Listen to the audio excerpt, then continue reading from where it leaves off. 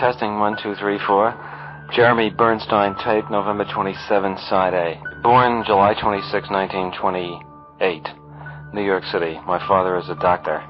One sister, Barbara, married, 2 children, lives in New Jersey, 6 years younger. Her husband is a lawyer. I was taught to play chess at the age of 12, but did not play seriously until about age of 17, when I joined the Marshall Chess Club in New York on West 10th Street. I had few intellectual interests. As a child, I was a school misfit and considered, reading a book schoolwork. And I don't think I read a book for pleasure until after I graduated high school. I had one thing I think that perhaps helped me get over being a misfit, a school misfit, and that is that I became interested in photography about the same time, 12 or 13. I started out by just, getting a camera and learning how to take pictures and learning how to print pictures and learning how to build a darkroom and learning how to do all the technical things and so on and so on. And then finally trying to find out how you could sell pictures and become would it be possible to be a professional photographer? And it was a case of over a period of, say, from the age of 13 to 17, you might say, going through step by step by myself without anybody really helping me, the problem solving of becoming a photographer. And I found that, I think in looking back, that this particular thing about problem solving is something that schools generally don't teach you, and that if you can develop a kind of generalized approach to problem solving, that it's surprising how it helps you in anything. So I think that photography might have been more valuable than doing the proper things in school. Most of the English courses that I had consisted of the teacher saying, you're to read 5 pages of Silas Marner tonight, and the next day the class was spent in sitting at the book like Emil Jannings in The Blue Angel, looking up over the book and saying, Mr. Kubrick, and then you stand up and they say, when Silas Marner walked out of the door, what did he see? And if you didn't know what he saw, you got a 0. and that was it. And as a matter of fact, I failed English once and had to make it up in summer school.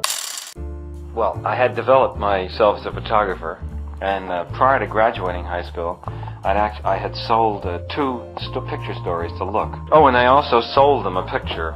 I sold them 2 picture stories and a photograph of a news dealer sitting on 170th Street in the Grand Concourse with all the headlines saying Roosevelt, dies, or FDR dead. Yeah. And he was sitting there looking depressed, and they liked this picture and used it in a whole series about Roosevelt, and it was sort of the final picture of the series.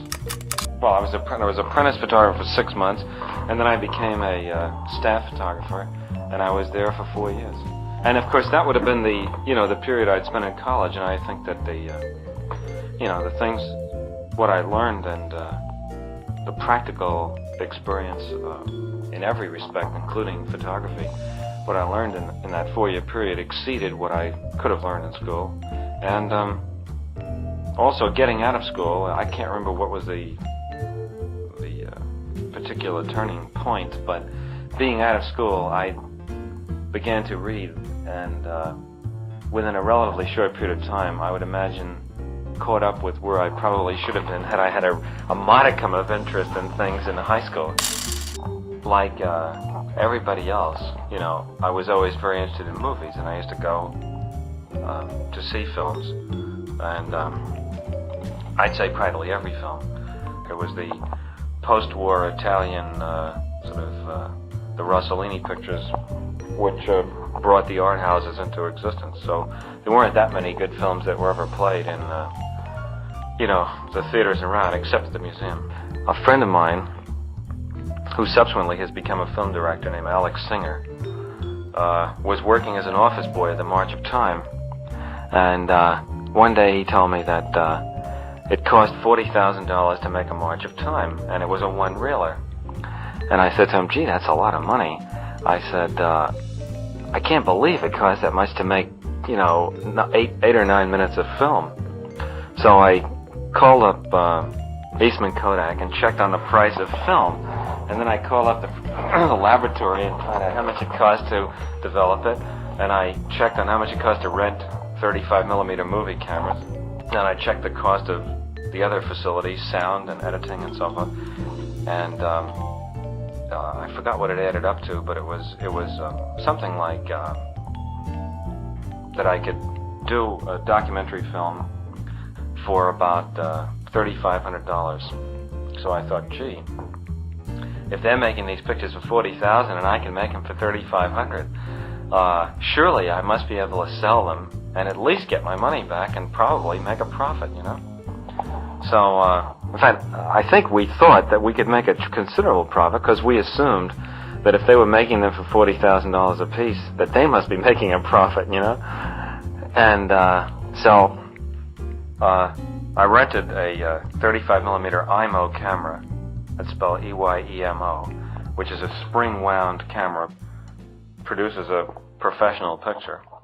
And I did a documentary film about a boxer named Walter Cartier, who I had previously done a picture story for Look about, and I knew him. And it was called Day of the Fight.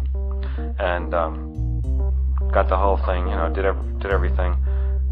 Alex helped me, you know, sort of carried lights around and assisted me, and I did the whole thing, just myself and Alex and Walter and his people that he knew, and cut it. And another friend of mine who subsequently has become a professional movie composer named Gerald Fried, F-R-I-E-D, did a film score and got the whole thing finished for $3,900.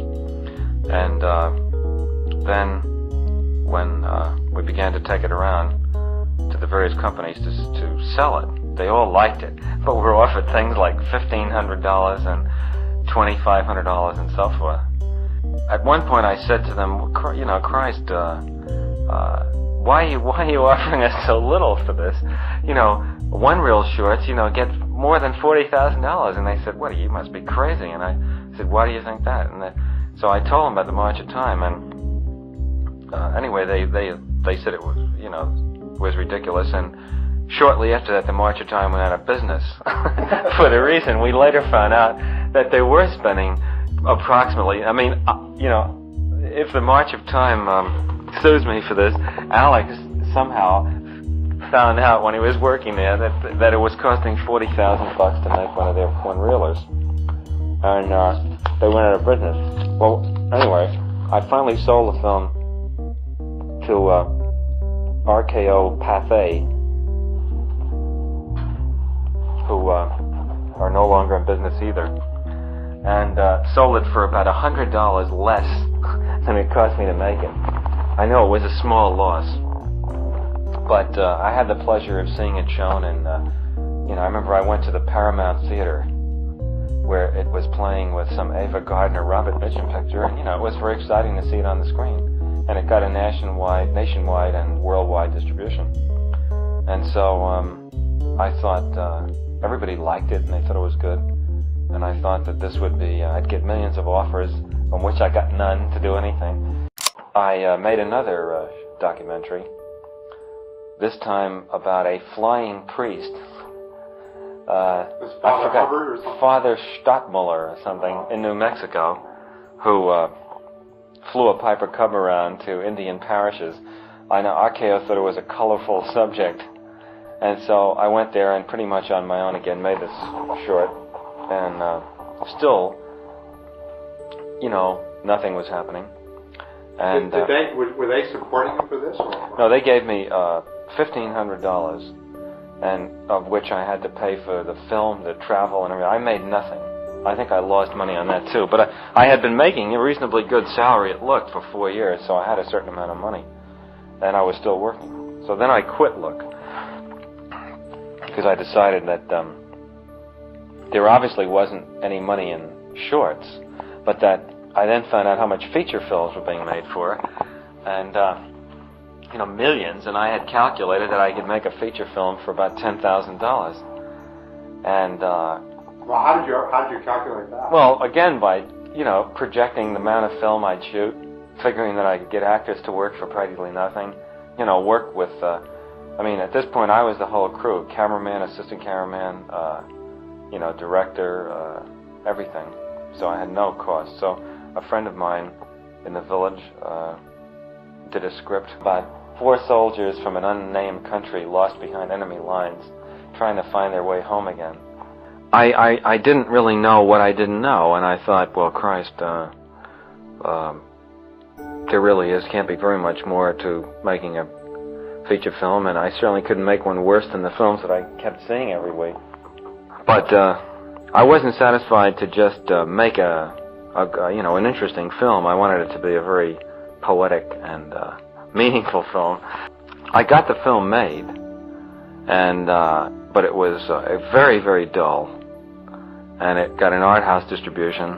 It was called Fear and Desire, distributed by Joseph Burston, who was at one time, I think he was the distributor who first brought in Rossellini's pictures. It got a few reasonably good reviews. It got a nice blurb from Mark Van Doren, and who was very kind about it. And it had a few, you know, it had a few good moments in it, but with the exception of 1 or 2 of the actors, they were all terrible actors, and I knew nothing about directing any actors. Well, how did you go about directing them? Just sort of. Well, I don't remember. You know, it was really, you know, just, it was really just, well, actually, from some of the so-called professional efforts I've subsequently seen, you know, people doing, I would say I didn't go about it that much differently than a lot of people do, but I didn't really know anything, you know. But there were some good moments in it, and as I say, it even got a few good reviews. It opened at the Guild Theater in New York, and it was pretty apparent, you know, that it was terrible, you know, and while it was still playing, I decided, well, I'd better get another script very fast, and try to promote some more money on the strength of just the fact that the thing was playing, because it wasn't apparent to me how I was going to earn a living or do anything, you know. And again, not one single offer ever to do anything, you know. In about 2 weeks, knocked together another script with somebody, and this time it was sort of a reaction to the other one.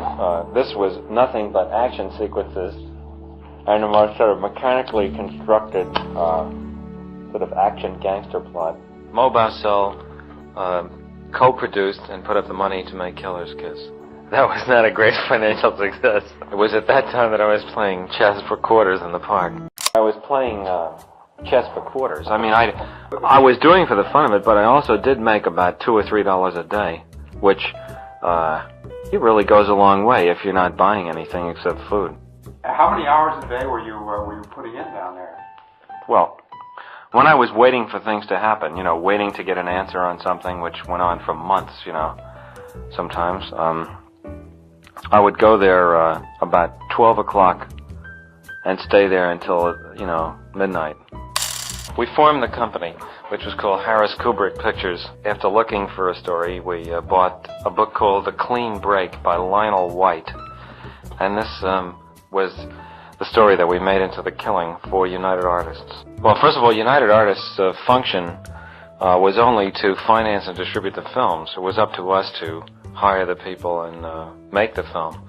And I presume that United Artists thought that if The Killer's Kiss could be made, you know, on the semi-professional basis it was, that with an adequate amount of money, which was fairly minimum, you know, we could make a film. Jimmy had to guarantee completion of the movie, which means that if the movie ran over the budget, he had to put up all the extra money, which is a great safeguard, and especially since financially he was responsible to make this kind of a guarantee, it wasn't that much of a risk. Well, we had a very good cast, but none of the people were big stars in the sense that they were extremely choosy about what they were in. The principal cast was Sterling Hayden, Colleen Gray, Marie Windsor, Elisha Cook Jr., Joe Sawyer, Ted DeCorsia, Vince Edwards. So anyway, we made The Killing, and somehow Dory Sherry saw it, and he liked it. He was the first one who really showed any interest in us, you know, to the extent of offering us any sort of a deal to make another picture. Well, it was really sort of concurrent with this that I remembered reading Paths of Glory. I did a screenplay with Jim Thompson and Calder Willingham, and nobody wanted to do it. It was turned down by every company until our agent, Ronnie Lubin, L-U-B-I-N, interested Kirk Douglas in the project, and through Kirk's interest, United Artists put up the money on the basis of it being done for a very low budget in Europe. The picture was a moderate success. The reviews on it were very good. Many reviews were superlative, and from that point of view, it was an enormous success. The greatest virtue of the film was that I met my wife, Christiana, who was an actress. I was watching a television broadcast and saw her, and got in touch with her agent. She came into the studio, we met, I began dating her, and we subsequently got married a year later. This is followed by about 6 months spent working on a script for Kirk Douglas, which he didn't like, and some more months working on something which Gregory Peck was supposed to do for us, which was also abandoned, followed by the offer from Marlon Brando to direct his Western, which resulted in 6 months of work, again abandoned as far as I was concerned because I left the project. This was followed by a script called The German Lieutenant, which again no one liked, followed by Kirk Douglas's offer to take over Spartacus after a week of shooting, which I did. Yes, my narrative criticisms, which were at first so enthusiastically received, began to grow pale as time went on due to the counter pressures of the writer Dalton Trumbo and Kirk's producer Eddie Lewis, who did not see eye to eye to me with me on the story. I was on the picture almost 2 years. Only about 8 weeks was spent in Spain doing the battles and the big march-bys. The whole picture was done on the back lot at Universal. It was interesting to, from a purely as an exercise, to try to do scenes that you thought weren't very good and to try to make them interesting. I thought the first 45 minutes of the film, of the life in the gladiatorial school, which was simple, turned out quite well, as far as I'm concerned. But then the rest of the story, from the slave rebellion on to the end, I thought seemed a bit silly. Well, during the making of Spartacus, we bought Lolita, Jimmy and I. Finally, Seven Arts, a company named Seven Arts, put up the money, and we made it. The only thing that is regrettable about the film is that due to the incredible pressure against making the film by all sorts of groups, although I think the film was faithful psychologically to all the characters and captured, I think, the sense of them, I think that the total lack of eroticism in the story, in this film presentation of it, spoils some of the pleasure of it. You can imply all the eroticism you want, but there's nothing like delivering some to help understand a little more the enslavement, that Humbert was under. There was some criticism by some people that said that she looked too old, but I never thought that was a valid criticism because it was one of those books where nobody bothered to really read the description that Humbert gave of Lolita, because it's inevitably people imagined her as being about 9 years old. But I know that Lolita was 12 years and 3 months when he meets her, and then the story progresses through quite a few years. Well, Sue Lyon was actually just 13 when we made the picture, and I thought this criticism was not valid. Well, I was interested in whether or not I was going to get blown up by an H-bomb prior to Lolita. My interest intensified itself sort of concurrently with that. I believe that the Berlin crisis took place during Lolita, and about that time I became keenly interested and started reading up on all the, literature, of which there's a terrific extent, a tremendous a lot. Boy, am I getting fucked up on that. A tremendous a lot. I would say I pretty much read the spectrum. I began finding after a while that I wasn't reading anything new, and I decided I knew the whole thing, I came to London and started. You had the script pretty well. Oh, the script was done, and it was done in its black comedy form, a fact which a certain amount of confusion has been created about. The script was done. Peter Sellers was cast. I never stopped working on a script. I like to work with somebody else because under the time pressures that you're under, you can't afford the sort of lapse of intensity that if you work by yourself you might suffer. And Terry seemed like an ideal person because the style of the script was similar, you know, to his sense of humor. Well, I was very pleased with it. I mean, when you say a winner, I mean, I thought it was I was very pleased with the film. It happened to also be a very successful film commercially.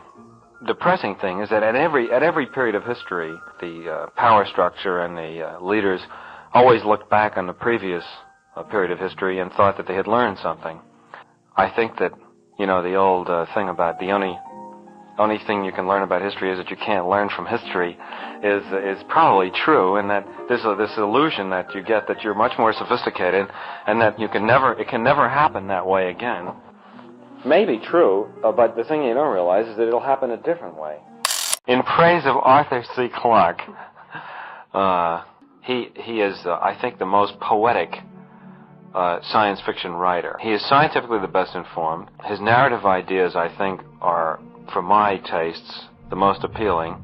He captures the hopeless but admirable human desire to know, you know, these things that they never will, you know, can never really know, and to reach for things that they can never, you know, really reach or reach back. And, you know, it's very hard to say it exactly, but this sense of sadness, without underlining it, there is a contrast in the story between giant orbiting bombs, which you might say is the negative use of nuclear energy, and this particular spaceship which leads to great, fantastic accomplishments, which is also another the good use of nuclear energy.